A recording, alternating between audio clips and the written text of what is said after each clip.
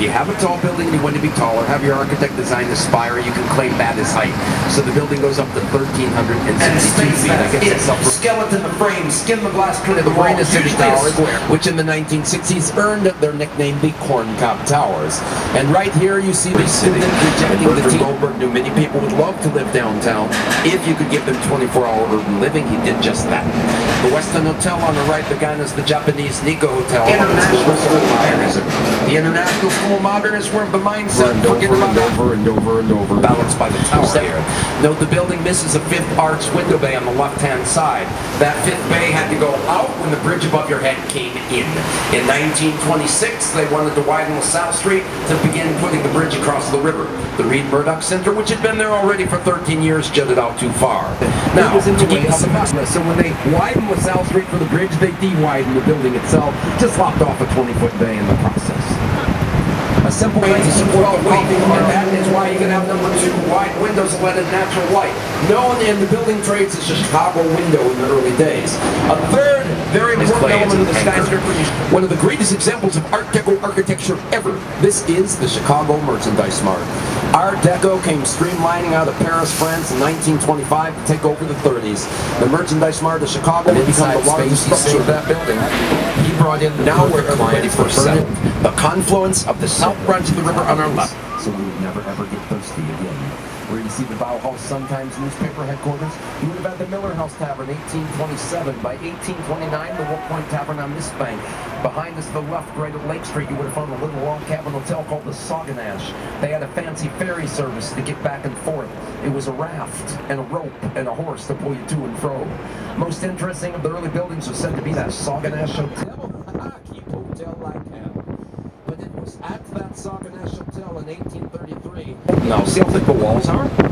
This building was built in 90 years. Congratulations. Very popular spot is to have a wonderful, elegant wedding dress under some Chicago industrial heritage. Triangular sky. For about 100 years after the Great Fire, residential living had fallen off. Harry Weiss never gave up hope. Harry would say water is a magnet. It always will draw people to it. I think Harry realized that deep within our collective unconscious, we all have that Jungian archetype. We long for Albert. Work up a mighty thirst talking about the buildings of Chicago. And if I get thirsty, I head on down to Albert's Bright Star Bar. Yes, Albert's Bright Star Bar. Now, where is this pleasing plethora of libations underway? And if people have a vested interest in the river, they'll realize Kinsey Street Bridge, they caused an economic bridge. Now the ones back at Kinsey Street caused the great Chicago flood. They had just cracked the hole in the ceiling because the city of Chicago was indeed informed of the problem. 3.5 months to award a $10,000 repair job. Patch a leak in the story. A drilling company down there, they're working on the problem. Oops, the hole doesn't get smaller. Gallons of murky Chicago river water enters the system, and like a barreling locomotive begins to flood the Merchandise Mart, Marshall Field, and the department store before that. Did see fire trucks, hoses, over that water. Oh, and the cost, an estimated $10,000 repair job, but they jumped on things too sweet. Ended up costing Chicago instead. The inspector of tunnels was no longer the inspector. As a lot of the sailboats head for their winter docks down the South Branch from the lakefront.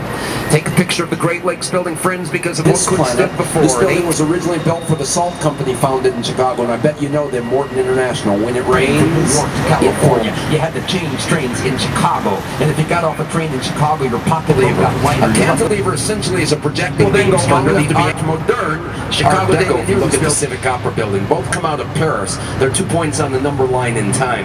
Art Deco's first artists, anarchists, and the Wobblies, the industrial workers of the world, fighting for that lawyer fellow, Clarence Darrow. The dill pickle was replaced by the college of complexes. Chicago's Union Station, Graham Anderson dropped some white gold inside. It was inspired by the first engineering partner for Skidmore, Owings & Merrill, Dr. Fazla Khan. Look way up to the 103rd floor. Can you for a better photo opportunity? Inside the post office on our right, artist was the Gotham City Bank in that opening bank robbery scene. But why did we need such a gigantic building to handle the mail of 1921? The truth of the matter is, elevator buildings slow down the mail. Plan and spend $3.5 billion over, which he does not have yet, over 10 years, and make it another worldwide shopping destination because the world just really. You met your customer. People in the same room. Facebook. OMG, can you even imagine this? And a tip of the hat to Mr. Otis. Without his safe elevator, we'd be stuck on the ground floor to this very day.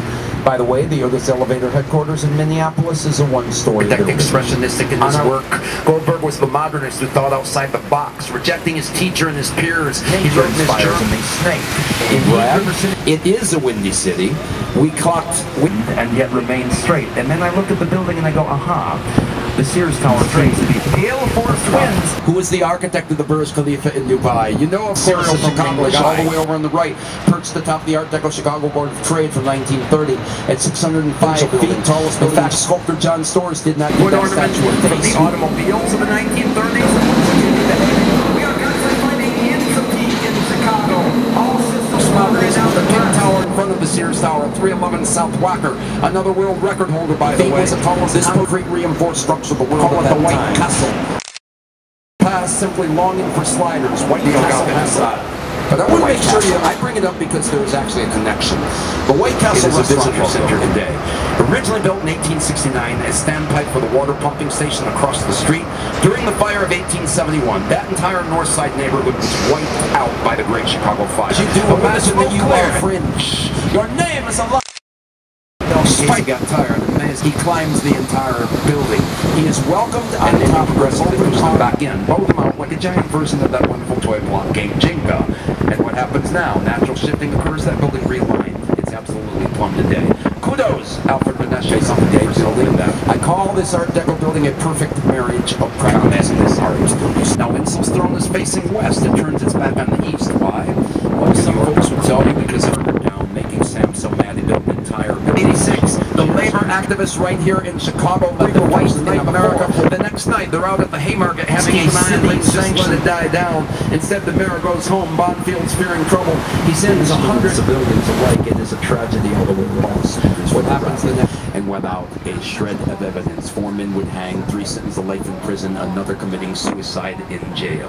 They are known today as the Chicago River. On our right, a very striking building, 333 West Wacker Drive, home building site. Yeah, you see how the arc mimics the bin we take with the boat? Blue and green glass reflecting architecture on the skyline. Nautical symbols in the lobby housing the mechanicals. Now watch that nautical circle. Leaning towards the west is more modern. Next, look at the green plates facing the windows of the Mart. Now look at the heads along the bank of the Mart, which David Letterman called the Pez Hall of Fame. That's the retail Mart Hall of Fame. Edward Filey, first bi-level roadway. The upper level takes you smoothly through the city. 4-lane work road and Charles Wacker. First head of the Chicago. All these cafes. Now, why does Art Deco look like a chair? Forget about the opera story and think about the canyon and all that to make sure the people in the street can get at least a little fresh air. 77 West Wacker Drive to your right. Great example of postmodernism from Spanish architect Ricardo Bustillo. Like a Greek column, base, shaft, and capital. Can you find the Prairie School reference in this building? Look at the very top. Just cut off the top of the building in these as well. In the distance with the spire to Prudential Plaza shows influence from the Chrysler building. In the background, 1,136 foot. It was the Burnham brothers, Dan Jr.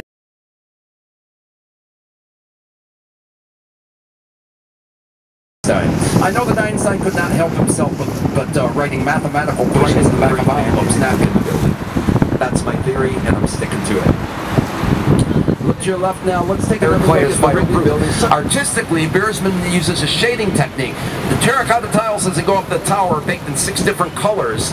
It's more interesting to the eye, just like the artist of the canvas stars on the Chicago flag. It's fair worth attending.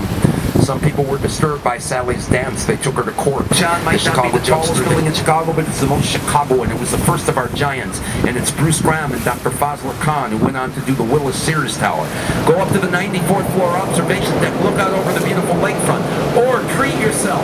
Wonderful place to go. It's a signature room restaurant and lounge. The 95th floor of the John signature room with a drop of a hat. And I have never been privy to that hotel, causing a gentleman from London to ask me recently, do you think your Mr. Harry Weiss was conscious that his Swiss hotel would look like a giant Swiss Toblerone chocolate bar? Well, no, I don't think that was on Harry's mind at all. Behind it, no, they get to see the Wrigley Building clock tower. In the distance, someone asked me about that building in the background. Someone said, why does that building have a hole in it? Because actually it's 2 buildings. That's Blue Cross Blue Shield of Illinois. It's now 24 later, how's that? So for about 8.5 years, that building has been a 30-story building. They just finished phase 2. 10 a.m. to 2 p.m., 5 p.m. to 10 p.m. at night. You You'll notice it did not go off at 3 or 4 in the afternoon because that is rush Right here, hour in Chicago. this was going to be the tallest building in the Western Hemisphere 4 years ago, the Chicago Spire. We're trying to get paid, so I don't think we're going to see that in skyscraper. Instead of condominiums, Chicago's been ready. 2 goals here, which they, I think, achieved. Optimum privacy and optimum views. The optimum views, of course, using the glass curtain wall of modernism. What about the privacy? 1938, when every great lake state and Canada would sue Chicago for reversing the river and maybe do allowing not wait. They walk out amidst the devastation for a sign of hope. Nothing is recognizable. And then they look north, and the smoke clears, and their eyes light upon that little yellow castle called the Water Tower. And it stands unscathed by any flames, and it gives them the hope to say, we will. Here's a little thing I call architecture balloons.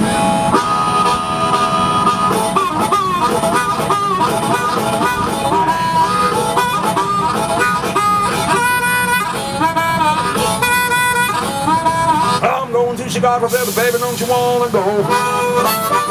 I'm going to Chicago, said the baby, don't you wanna go?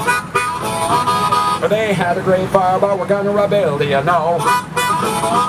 Now they got a river, but the river she runs uphill. I said Chicago River, but the river she runs uphill, wrong direction. Oh, let us go to the city where the motto is I will, and I will.